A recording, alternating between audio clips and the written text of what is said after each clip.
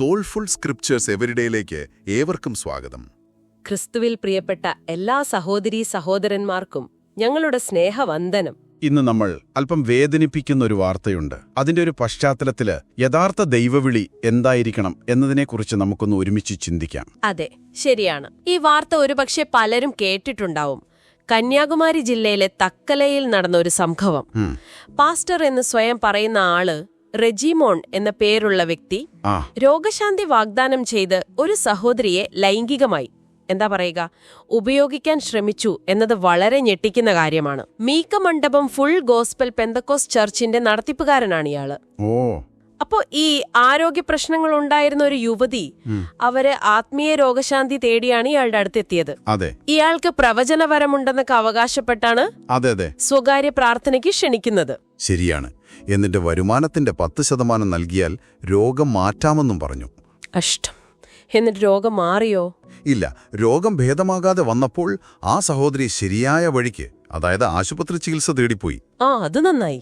പക്ഷെ അപ്പോഴും ഇയാൾ വിട്ടില്ല. വീണ്ടും സ്വകാര്യ പ്രാർത്ഥന വേണമെന്ന് നിർബന്ധിച്ചു. അയ്യോ, അവിടെയാണ് പിന്നെ പ്രശ്നം വഷളായത് അല്ലേ? അതെ. ആ സ്വകാര്യ പ്രാർത്ഥനയ്ക്കിടയിലാണ് ഇയാള് ആ സഹോദരിയുടെ ഭർത്താവിന്റെ ബീജം വിഷലിപ്തമാണെന്നും താനുമായി ബന്ധപ്പെട്ടാൽ തന്റെ ബീജം അവളെ സുഖപ്പെടുത്തുമെന്നുമൊക്കെ പറഞ്ഞത്. ചിന്തിക്കാൻ പോലും പറ്റുന്നില്ല. ഇത് ഭയാനകം തന്നെ. എന്നിട്ട് പിന്നീട് മെയ് 23-ന് വീണ്ടും പ്രാർത്ഥനയ്ക്ക് ചെന്നപ്പോൾ ബലമായി കെട്ടിപ്പിടിക്കാനും വസ്ത്രം മാറ്റാനും ശ്രമിച്ചു എന്നാണ് പരാതിയിൽ പറയുന്നത്. ദൈവം കാത്തു. ആ സഹോദരിക്ക് രക്ഷപ്പെടാൻ സാധിച്ചു. അതെ, അവർ രക്ഷപ്പെട്ട് മാതാപിതാക്കളോട് കാര്യം പറഞ്ഞു. തക്കല പോലീസ് സ്റ്റേഷനിൽ പരാതി കൊടുത്തു. ജൂൺ 26-ന് ഈ റെജിമോൻ അറസ്റ്റിലായി. ഇതിനു മുമ്പും ഇയാൾക്ക് ഇങ്ങനൊരു ചരിത്രം ഉണ്ടെന്ന് കേട്ടല്ലോ. അതും ശരിയാണ്. കടമലൈ കുണ്ട്രിലെ വേറൊരു പെന്തക്കോസ്ത് സഭയിൽ നിന്ന് സ്ത്രീകളോടുള്ള മോശം പെരുമാറ്റത്തിന്റെ പേരിൽ ഇയാളെ പുറത്താക്കിയതാണെന്നാണ് വിവരം. അപ്പോ ഈ സംഭവം കേൾക്കുമ്പോ നമ്മൾ ശരിക്കും ചിന്തിക്കേണ്ടിയിരിക്കണം. എന്താണ് ഒരു യഥാർത്ഥ ഇടയന്റെ വിളി? ഈ ശുശ്രൂഷ അതൊരു ജോലിയല്ലല്ലോ. അല്ല, അതൊരു തൊഴിലല്ല. അതൊരു ദൈവവിളിയാണ്. അതിന് ത്യാഗം വേണം, താഴ്മ വേണം, ദൈവത്തിൽ പൂർണ്ണമായി സമർപ്പിക്കണം. തീർച്ചയായും. നമ്മുടെ കർത്താവായ യേശുക്രിസ്തുവിനെ നോക്കൂ. നല്ല ഇടയൻ, യോഹന്നാൻ 10-ാം അധ്യായത്തിൽ പറയുന്നത് പോലെ. എന്നാൽ ആടുകൾക്ക് വേണ്ടി ജീവൻ കൊടുത്തവൻ. അതെ, ദാരിദ്ര്യത്തിലും വിശുദ്ധിയിലും പിതാവിന് പൂർണ്ണമായി കീഴ്പ്പെട്ടും ജീവിച്ചവൻ. എന്നാൽ ഇന്ന് പലരും ഇതിനെ ഒരു എളുപ്പവഴിയായി കാണുന്നുണ്ടോ? പണമുണ്ടാക്കാൻ, പ്രശസ്തി നേടാൻ. കപടപ്രവാചകരെക്കുറിച്ച് യേശു മുന്നറിയിപ്പ് തന്നത് ഓർക്കണം. മത്തായി 7-ൽ ആടുകളുടെ വേഷത്തിൽ വരുന്ന ചെന്നായ്ക്കൾ. ശരിയാണ്. അധ്യായത്തിൽ ഒരു മേലധ്യക്ഷൻ എങ്ങനെ ആയിരിക്കണം എന്ന് വ്യക്തമായി പറയുന്നുണ്ട്. അതെ, കുറ്റമറ്റവനായിരിക്കണം, ഏകഭാര്യയുടെ ഭർത്താവായിരിക്കണം, സുബോധമുള്ളവനായിരിക്കണം, ആത്മനിയന്ത്രണം വേണം, മാന്യനായിരിക്കണം, അതിഥിപ്രിയനായിരിക്കണം, പഠിപ്പിക്കാൻ കഴിവുണ്ടായിരിക്കണം, മദ്യപിക്കരുത്, അക്രമിയാകരുത്, സൗമ്യനായിരിക്കണം, കലഹിക്കരുത്, ദ്രവ്യാഗ്രഹിയാകരുത്.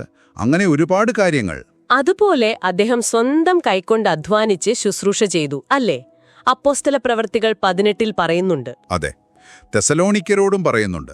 ആർക്കും ഭാരമാകാതിരിക്കാനാണ് അധ്വാനിച്ചത് എന്ന്.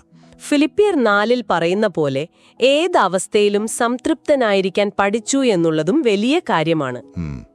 പിന്നെ തിമോത്തിയോസിനോട് പറയുന്ന ഒരു ഉപദേശം, നിന്നെ തന്നെയും ഉപദേശത്തെയും സൂക്ഷിച്ചുകൊള്ളുക. അത് വളരെ പ്രധാനമാണ്. സ്വയം സൂക്ഷിക്കുക എന്നുള്ളത്. അതെ. ഈ അടുത്ത കാലത്തെ വിശുദ്ധരെ നോക്കിയാലും നമുക്കിത് കാണാം. വിശുദ്ധ പാദ്രേപ്പിയോ, വിശുദ്ധ പൈസിയോസ്. പാദ്രേപ്പിയോ, ക്രിസ്തുവിന്റെ തിരുമുറിവുകൾ ശരീരത്തിൽ വഹിച്ച വിശുദ്ധൻ. ലളിതമായ ജീവിതം. ലൂക്കോസ് 9:23 ഓർമ്മിപ്പിക്കുന്നു, തന്റെ കുരിശെടുത്ത് കർത്താവിനെ അനുഗമിക്കുക. വിശുദ്ധ പൈസിയോസ് പറഞ്ഞത് ജനം നിങ്ങളിൽ ക്രിസ്തുവിനെ കാണണമെന്നാണല്ലോ. താഴ്മയും പ്രാർത്ഥനയും നിറഞ്ഞ ജീവിതം. എന്നാൽ ഈ വിളിക്ക് വിപരീതമായി പോകുന്നവർക്ക് അവർക്കുള്ള മുന്നറിയിപ്പുകൾ വളരെ ശക്തമാണ്. അതെ, എബ്രായർ 10-ൽ പറയുന്നു, ദൈവത്തെ പരിഹസിക്കരുത്, കർത്താവ് തന്റെ ജനത്തെ വിധിക്കും. പിന്നെ ലൂക്കോസ് 17-ൽ യേശു പറയുന്നത്, ചെറിയവരെ ഇടർച്ചപ്പെടുത്തുന്നതിനേക്കാൾ നല്ലത് കഴുത്തിൽ തിരികല്ല് കെട്ടി കടലിലെറിയുന്നതാണെന്ന്. അത്രയും ഗൗരവമുള്ള കാര്യമാണ്. അതുകൊണ്ട് ഇപ്പോൾ ശുശ്രൂഷയിലേക്ക് വരുന്ന യുവതലമുറയോട് ഞങ്ങൾക്ക് പറയാനുള്ളത്, നിങ്ങളുടെ ഹൃദയത്തെ ഒന്ന് പരിശോധിക്കുക. എന്തിനു വേണ്ടിയാണ് ഈ ശുശ്രൂഷ? പണത്തിനാണോ? പ്രശസ്തിക്കാണോ? അധികാരത്തിനാണോ? അതോ ആത്മാക്കളുടെ രക്ഷയാണോ നിങ്ങളുടെ ലക്ഷ്യം? 1 പത്രോസ് 5 വാക്കുകൾ ഓർക്കുക. ദൈവത്തിന്റെ ആട്ടിൻകൂട്ടത്തെ മേയിക്കേണ്ടത് നിർബന്ധത്താലല്ല, മനസ്സോടെ. ദുരാഗ്രഹത്തോടെയല്ല, ഉത്സാഹത്തോടെ. കർത്തൃത്വം നടത്തിയിട്ടല്ല, മാതൃകയായിട്ട്. അതെ. ഇനിയൊരു പക്ഷേ ഈ ലോകത്തിന്റെ പ്രലോഭനങ്ങളിലൊക്കെ വീണുപോയ ശുശ്രൂഷകരുണ്ടാവാം. അവരോടെന്താ പറയാനുള്ളത്? അവരോട് സ്നേഹത്തോടെ പറയട്ടെ, മാനസാന്തരപ്പെടാൻ ഇനിയും സമയമുണ്ട്, വൈകിയിട്ടില്ല. പൗലോസ് പറയുന്നതുപോലെ സ്വന്തം ശരീരത്തെ അടക്കി ഭരിക്കണം. 1 കൊരിന്ത്യർ 9:27. അതെ, പ്രാർത്ഥനയുടെ, ഉപവാസത്തിന്റെ, വചനപഠനത്തിന്റെ, വിശുദ്ധിയുടെ ഒരു ജീവിതത്തിലേക്ക് മടങ്ങിവരാൻ ഇനിയും സാധിക്കും. അതുപോലെ സഭാംഗങ്ങളായ നമ്മൾ ഓരോരുത്തരും നമ്മുടെ ആത്മീയ നേതാക്കൾക്ക് വേണ്ടി പ്രാർത്ഥിക്കേണ്ടത് അത്യാവശ്യമാണ്. തീർച്ചയായും. അവരെ താങ്ങണം, അവർക്ക് വേണ്ടി പ്രാർത്ഥിക്കണം. അതോടൊപ്പം അവരുടെ ഉത്തരവാദിത്തങ്ങളെക്കുറിച്ച് സ്നേഹത്തോടെ ഓർമ്മിപ്പിക്കാനും നമുക്ക് കടമയുണ്ട്. ശരിയാണ്. അപ്പൊ നമുക്ക് ഈ വിഷയങ്ങളെല്ലാം ഹൃദയത്തിൽ വെച്ചുകൊണ്ട് ഒരുമിച്ചൊന്ന് പ്രാർത്ഥിക്കാം. സ്വർഗീയ പിതാവേ, അങ്ങയുടെ വിശുദ്ധ നാമത്തെയും അങ്ങ് ഏൽപ്പിച്ച ശുശ്രൂഷയും തങ്ങളുടെ വ്യക്തിപരമായ ലാഭങ്ങൾക്കായി ദുരുപയോഗം ചെയ്യുന്നവരുടെ പ്രവൃത്തികളോർത്ത് ഞങ്ങൾ വേദനയോടെ അങ്ങയുടെ മുൻപിൽ വരുന്നു. അതെ കർത്താവേ, ഇടയന്മാർ സേവിക്കാനും താഴ്മയോടെ അങ്ങയുടെ ജനത്തെ നയിക്കാനുമാണ് വിളിക്കപ്പെട്ടത്, അല്ലാതെ അവരെ ചൂഷണം ചെയ്യാനല്ലല്ലോ. കരുണയുള്ള ദൈവമേ, അങ്ങയുടെ സഭയെ ശുദ്ധീകരിക്കണമെന്ന് ഞങ്ങൾ പ്രാർത്ഥിക്കുന്നു. അധികാരത്തിലിരിക്കുന്നവരുടെ ഹൃദയങ്ങളെ നിർമ്മലമാക്കണമേ. കർത്താവേ, പാപത്തെക്കുറിച്ച് അവർക്ക് ബോധ്യം നൽകണമേ. യഥാർത്ഥ മാനസാന്തരത്തിനുള്ള കൃപ നൽകണമേ. ആരും കപടവേഷങ്ങൾക്ക് പിന്നിൽ ഒളിക്കാതിരിക്കട്ടെ. അങ്ങെല്ലാം കാണുന്നുവല്ലോ. നല്ല ഇടയനായ യേശുവേ, അങ്ങേപ്പോലെ വിശുദ്ധിയിലും അനുകമ്പയിലും ത്യാഗത്തിലും ജീവിക്കാൻ ഞങ്ങളെ ഓരോരുത്തരെയും, ഞങ്ങളുടെ ഇടയന്മാരെയും സഹായിക്കണമേ.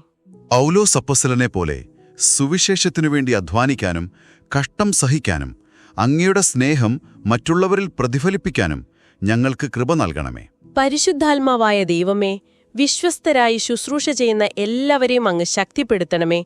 പ്രശംസയ്ക്ക് വേണ്ടിയല്ല, അങ്ങയുടെ നീതിക്കായി വിശക്കുകയും ദാഹിക്കുകയും ചെയ്യുന്ന ഒരു തലമുറയെ അങ്ങ് ഉയർത്തണമേ. ദുർബലരെ, പ്രത്യേകിച്ച് സ്ത്രീകളെയും കുട്ടികളെയും മതത്തിന്റെ മുഖമൂടിയണിഞ്ഞ ചെന്നായ്ക്കളിൽ നിന്ന് അങ്ങ് സംരക്ഷിക്കണമേ. അങ്ങയുടെ വെളിച്ചം എല്ലാ ഇരുട്ടിനെയും തുറന്നുകാട്ടട്ടെ. പിതാവേ, വഴിതെറ്റിപ്പോയ ഇടയന്മാർക്കായി ഞങ്ങൾ പ്രത്യേകം പ്രാർത്ഥിക്കുന്നു. അവർക്ക് പാപത്തെക്കുറിച്ചുള്ള ബോധ്യം നൽകി യഥാർത്ഥ മാനസാന്തരത്തിലേക്ക് നയിച്ച് അങ്ങയുടെ പക്കലേക്ക് മടക്കിക്കൊണ്ടുവരണമേ. കർത്താവേ, ഞങ്ങളെല്ലാവരെയും ശുശ്രൂഷകരാകട്ടെ, അൽമായരാകട്ടെ, ക്രിസ്തുവിന്റെ വിശുദ്ധി പ്രതിഫലിക്കുന്ന ഒരു ജീവിതം നയിക്കാൻ സഹായിക്കണമേ. അങ്ങയുടെ സഭ വീണ്ടും വിശുദ്ധിക്കും സ്നേഹത്തിനും സാക്ഷ്യം വഹിക്കുന്നൊരിടമായി തീരട്ടെ. യേശുക്രിസ്തുവിന്റെ ധന്യനാമത്തിൽ തന്നെ. ആമേൻ. ആമേൻ. ഈ വിഷയത്തെക്കുറിച്ച് നിങ്ങൾക്ക് എന്തെങ്കിലും ചിന്തകളോ അഭിപ്രായങ്ങളോ ഉണ്ടെങ്കിൽ ഞങ്ങളെ അറിയിക്കാവുന്നതാണ്. ഞങ്ങളുടെ ഇമെയിൽ വിലാസം soulfulscriptureseveryday@gmail.com. അതുപോലെ ദൈവവചനം പ്രസംഗിക്കുന്ന ശുശ്രൂഷകർ പാവത്തിൽ വീണുപോകാതിരിക്കുവാനും വിശുദ്ധിയോടെ ശുശ്രൂഷ ചെയ്യുവാനും നമുക്ക് ഓരോരുത്തർക്കും അവർക്ക് വേണ്ടി പ്രാർത്ഥിക്കാം. പരിശുദ്ധ തൃത്വത്തിന്റെ നാമത്തിൽ. ആമേൻ. ആമേൻ.